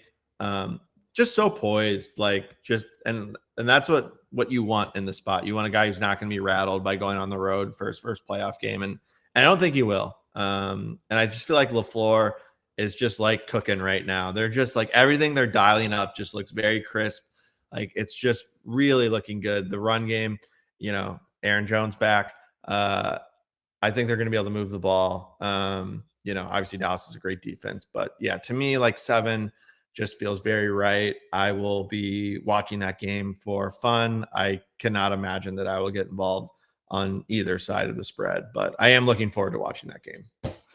The LaFleur part is an interesting shout because, had all those years with Rodgers, 2 MVPs for Rodgers. They won all those divisions, not many playoff games. And it kind of felt like with Rodgers going, what's the deal with LaFleur? Because I've always thought he's a really good coach. And this year, if Stefanski didn't exist, or maybe the Browns just stayed a little bit healthier, I feel like LaFleur would be right up there for coach of the year. He has kind of completely reshaped his legacy, and he's getting to actually take control of things, or not having he's getting the call Rodgers, right.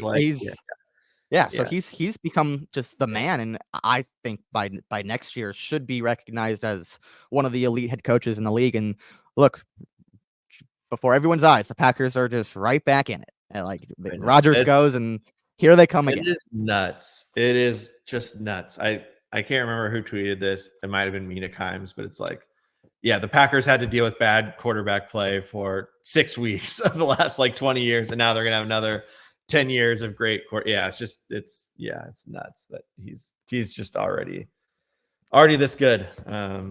Maybe the Packers have just really cracked that model of just, obviously worked with Rodgers, letting him sit for a few years under Favre, draft a guy you like, let him sit, and they cook. Yeah, no, he's really special. And if you came here if you came to this pod to listen to anything going on with Aaron Rodgers and Jimmy Kimmel, I will digress for the both of us, and we will move on. Well, I'll just do the AJ Hawk stand there. Oh, those memes were the best. So all right. Good.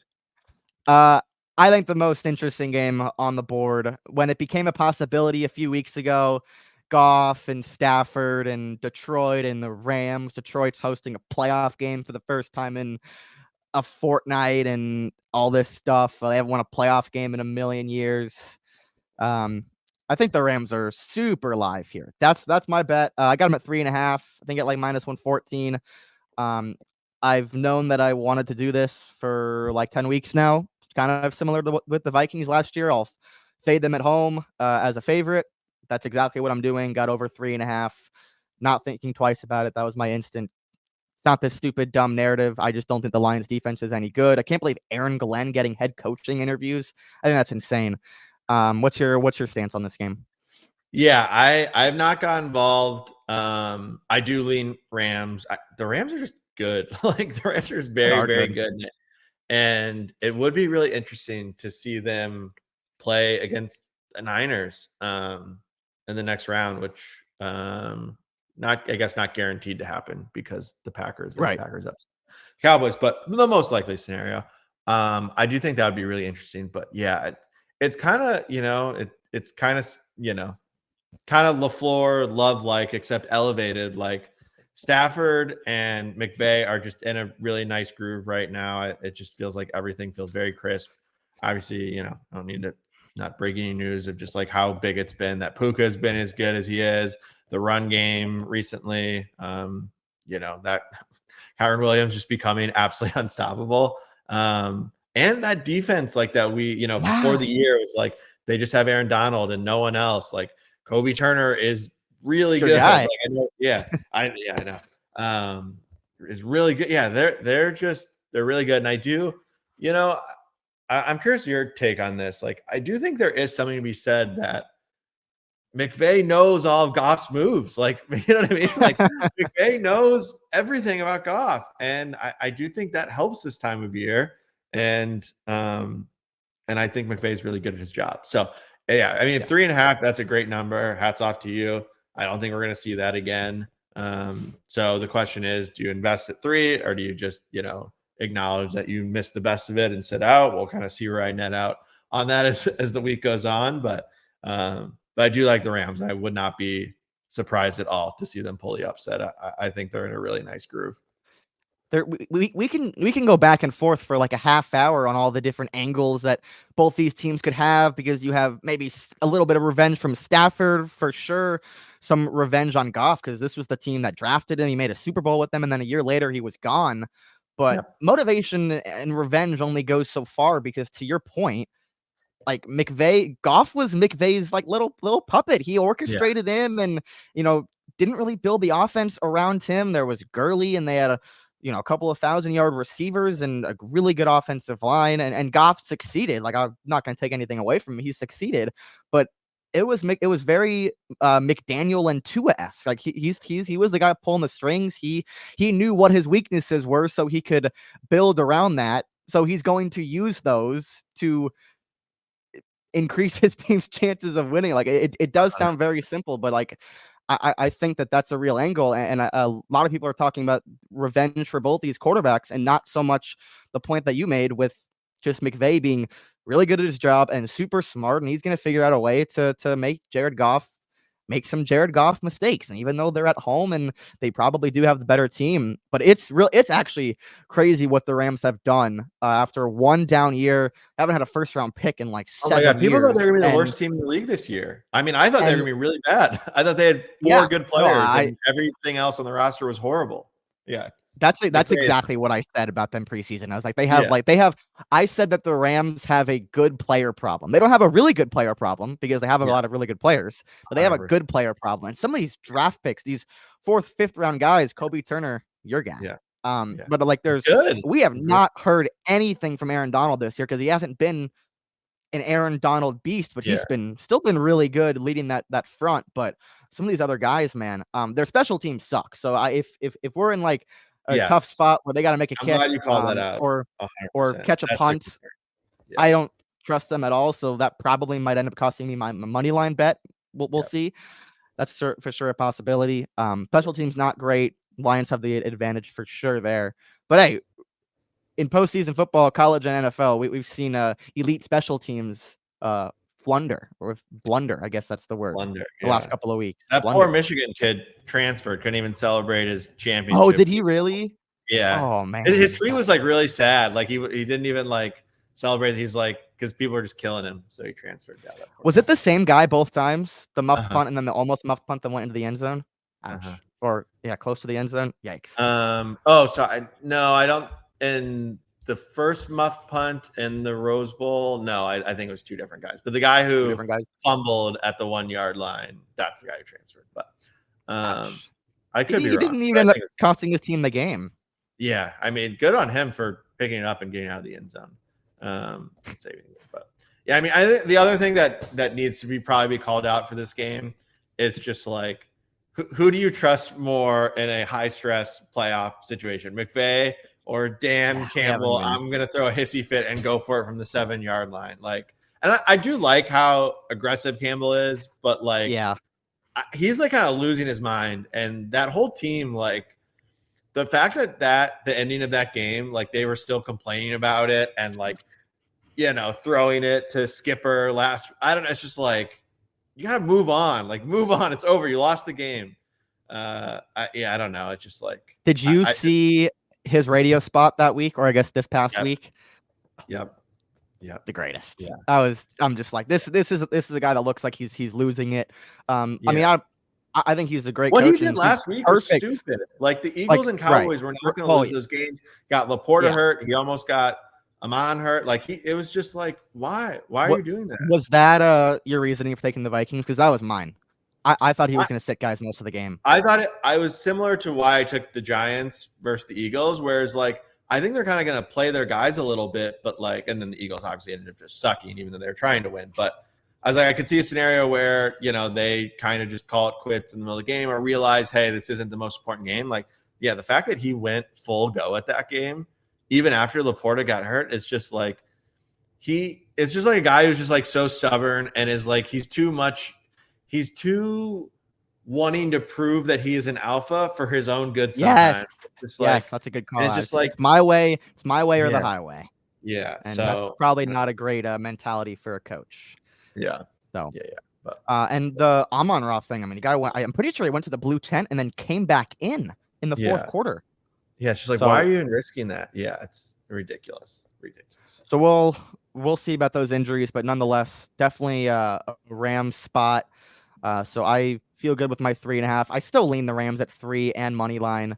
I just do think this is one of those playoff games where coaching is going to come into play. Better quarterback, and we can just kind of throw out the story because that's made for TV. But when we're actually in handicap, like for sure, no, but like when we're handicapping this type of stuff, looking at the quarterbacks and the head coaching and where these teams are at right now, and kind of how we expect this game to play out, that matters more than any type of storyline for TV stuff.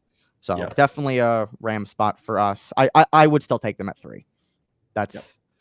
I probably will, but we'll see. We'll see what happens. All right, Monday night. God, I hate these teams so much. First of all, I want to get this on the record. So nothing that we say in the next 5 to 10 minutes can be twisted. Tampa sucks. Exactly. Tampa is a bad football team. Yeah. Now, the Eagles, I don't think are a bad football team, but they are a team that they heard. It's like it's the opposite of they heard all the noise, because everyone in the world was praising them. Oh my God, they're 10-1 coming off of the Super Bowl. They are gonna break the 25-year-long curse of losing a Super Bowl and not going back. Oh, Jason Kelsey, he has a really cool podcast. I love this team, and I feel like I took some hacks for some of the things that I said on this pod about Dallas, and I said for the second straight year, I think that these two teams are even. That was before they even played once. It was after they played the first time, after they played the second time. Well, after they played the second time, Dallas was definitely the better team. Yeah. But now it's January 11th, and nobody likes this Eagles team. But this is the spot to take them. And you have a better number than I do, but I still feel good about my number. 100%. Like I think this game comes down to who do you think Tampa Bay is? Do you think they're the team that got the absolute shit kicked out of them by the Saints, and that score ended up being like fairly close because garbage team, but they got demolished by the Saints and then barely beat the Panthers because of a fumble in the goal line, missed kicks, them making 55-yard kicks? Or do you think they're the team that the few weeks prior went into Lambeau Field, Baker perfect passer rating, killed the Jags? Like, which team do you think they are? And I do think they are the latter team. I just think this team is just not good at all. I mean, that Saints game in particular, which was a massive game, massive game. And obviously so was the Panthers game, because that was win the division or don't win the division. They couldn't get a first down. Like, that offense just is awful right now. And as much as the Eagles are struggling, I do think they are very clearly better than Tampa. And I know everyone the common thinking right now is just, oh man, like the body language from this Eagles team is off. They just want the season to be over. Hurts looks Pistons pressers. Like, I just fundamentally disagree with that. Like, I just don't think any NFL player heading into a playoff game is like, oh, I don't care about this, or I'm done in the season. It's like, no, like those guys are, going to be rallying and thinking we can make a run here. And it's just, they're getting the dream matchup they could possibly get here with the Bucs. So I like the Eagles here. I know it's looked really, really bad recently. I do think I do think they knew that the Cowboys were going to beat the Commanders, and that probably affected in how they played that game a little bit. Now the Cardinals loss is really tough. Like that. It's just, you don't like to see that. Yeah. And they got kind of ran over there, but they also moved the ball really well. Like, the Cardinals moved the ball really well on them. Like, Matt Patricia is horrible, but the Eagles offense looked good in that game.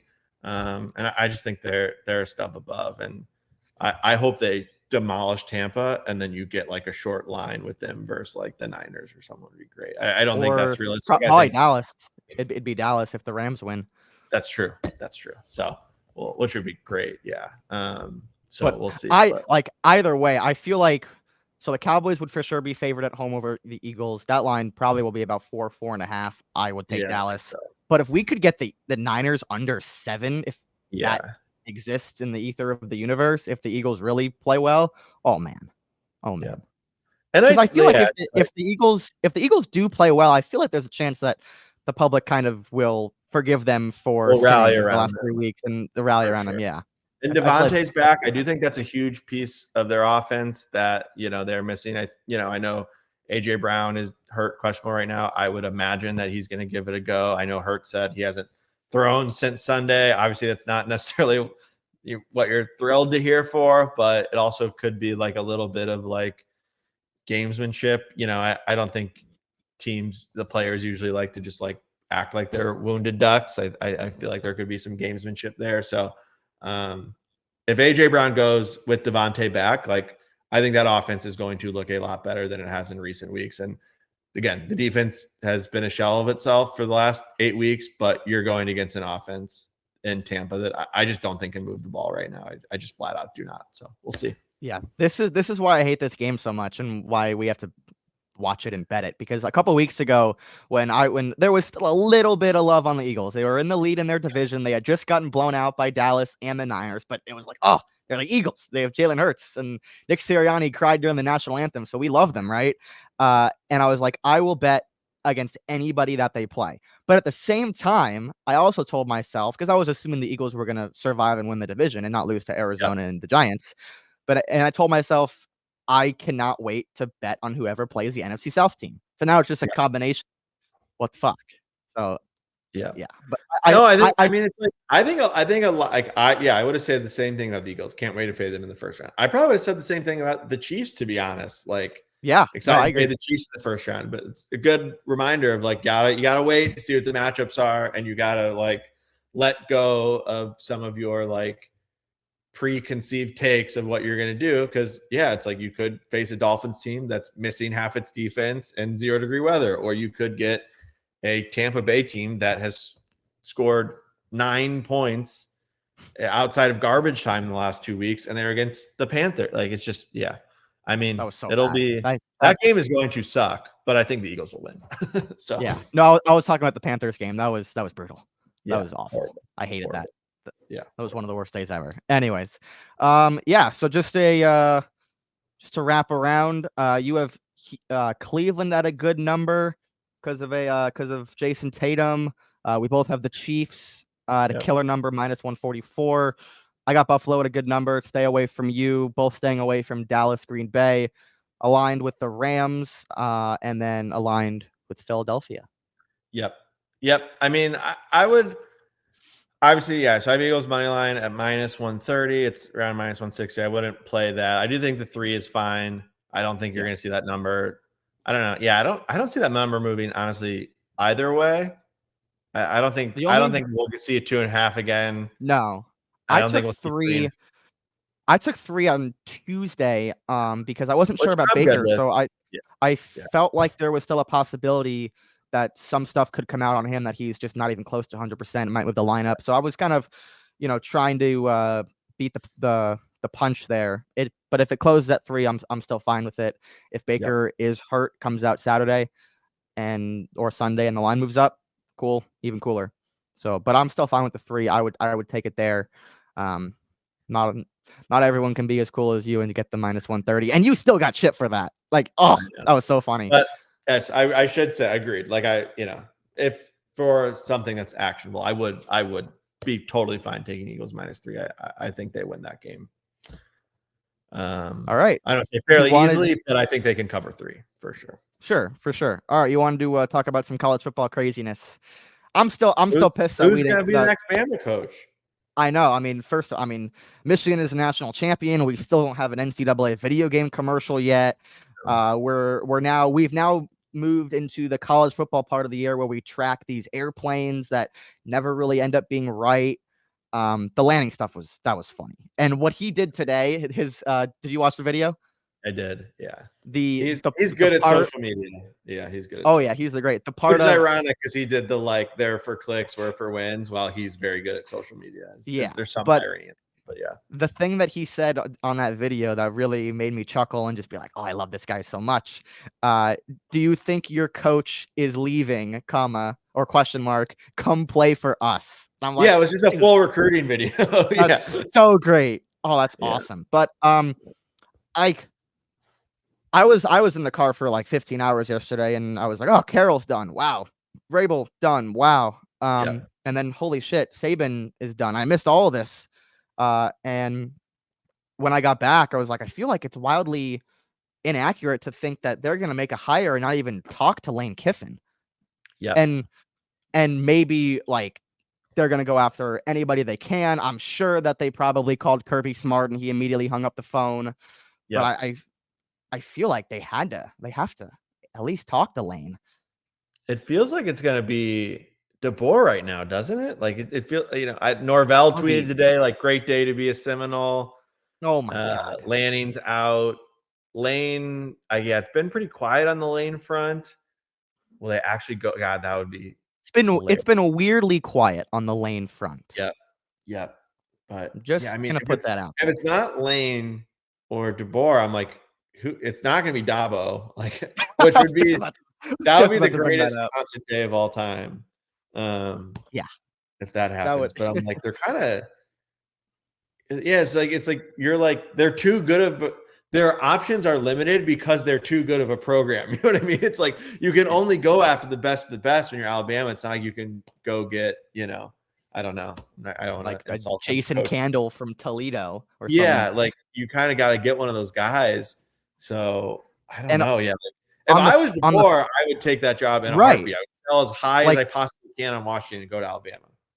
On the flip side of it, I'm kind of surprised. I'm not crazy surprised that Lanning's staying at Oregon, but it is something to say when, you're at a really nice school and everything's working and you just had a good year, especially for DeBoer. But this job is not going to be open again anytime soon. Like, even if the coach doesn't work out, like the Bama head coaching job is a once in a lifetime spot where you are at the peak of your coaching career, like Dan Lanning, like Kalen DeBoer. I can't believe Dabo even got mentioned because he's nowhere even close to that. No. But and I get it if you're Lanning, because I don't want to say like Washington isn't a top program, but I do think Oregon is a different level of program than Washington. So it's like I get if you're Lanning, you're like I do have a top 10 job in the country, top 8, whatever it is. If you're and again, Washington, very good job, incredible fan base, incredible stadium, yada yada yada. You got to make that jump. You've got to say, I just had the best year that I'm ever going to have with my 6th-year quarterback who's now leaving. Like, I have got to go take that job. So, if this was, I think the question was does Alabama want him? Right. And if this was last year, we would have been talking the same thing with Sonny Dykes. Now, I think Sonny Dykes would have been out of there in an instant, and it probably wouldn't have been an amazing hire. But I also feel like if that job opened up last year, they would have just hired Lane because Ole Miss, no one really thought Ole Miss would be as good as they were this year. Now I was gonna bring up Sark, and I'm like, I feel like I'm not the only one who feels so negative about Sark because he is a good recruiter, but I just think he's kind of a bum. Yeah. Like I don't think Alabama is gonna take him seriously. Yeah. All the talent that he's had, the talent difference between Alabama and Texas is for sure a real thing, but it is not big enough to say, oh, his performance is going to increase if he goes to Alabama because he's going to have more talent. I think if you're Norvell or DeBoer, you got to make that move. Like you've got to. Yeah. Like, and again, Florida State's an elite program, absolutely, obviously, but it's like now I know, they're going to leave the ACC. I know conferences are, as we know it, are going to be cooked. But it's like you just kind of saw what happened because you were Florida State. If that was Alabama and Alabama had lost its quarterback with undefeated season, they're making the playoff. So it's there is a little bit of that that I think matters. And I think if you're him, again, you're selling high. I think anytime if you're Norvell, perfect season, or make title game that you can sell the absolute peak of your stock and go get Alabama, I think you have to do it. My thing with Norvell, and I was thinking about this yesterday, is on the Bama side of it. They kind of saw how that guy reacted to kind of getting screwed over. It was very, I'm the victim here. They did us so dirty. And I just don't feel like that's like the attitude, something that would translate in the SEC, because shit happens and you're gonna get whooped sometimes. It's gonna happen. But B, I just don't think that energy is something that's going to attract Alabama because they've had this guy, this who of the stature of Nick Saban for so many years, and bringing a guy like Norvell who's very good, but it doesn't really seem like that would have that umph to me in terms of an attitude and a coach speak type of guy. Like I brought up, what about Mike Vrabel? That's interesting. I'm just like, all these college guys who are really good. He's been through the recruiting at Ohio State. The funniest thing would Vrabel be going to. The funniest thing would be Vrabel going to Ohio State and then Alabama hiring Ryan Day. All right, we're done. We are done here. We need that. But it's actually interesting because no one's mentioned Day. No one's even thought about it. No. Yeah. Well, yeah. It's just. College football is the best because what's Ryan Day's record in college football? Like his winning percentage is what, above 90, and we're all just like this. He has 7 losses, and we're one of them. Yeah. But we've also been part of all the losses too, in just heartbreaking fashion. So it cancels out there. I saw something today about Belichick, Alabama. Could you imagine if Saban tosses it to Belichick? You know, my sources are plugged in. He's gonna coach Mizzou's Atlanta. Defense. Oh, Mizzou's defense. Oh, I thought you were talking about some other sources that brought up Belichick to Atlanta. Yeah. What do we think of those? I mean, it kind of makes sense, right? It's almost like what Brady did in coach form, because Brady was like, I'm going to go do a team that kind of has a nice infrastructure, just have a quarterback. And that's kind of what the Falcons are. And it's like, if you're like, I'll go to the Falcons if we get Fields or a Kirk Cousins or someone like that, and Belichick, you kind of have a good team in a crappy division that you would win next year. So I kind of get it. It would be crazy to see Bill Belichick on Atlanta's Falcons sidelines, but I don't know. It's not the craziest take in the world. All right, man. So let's win some money this week. Yeah.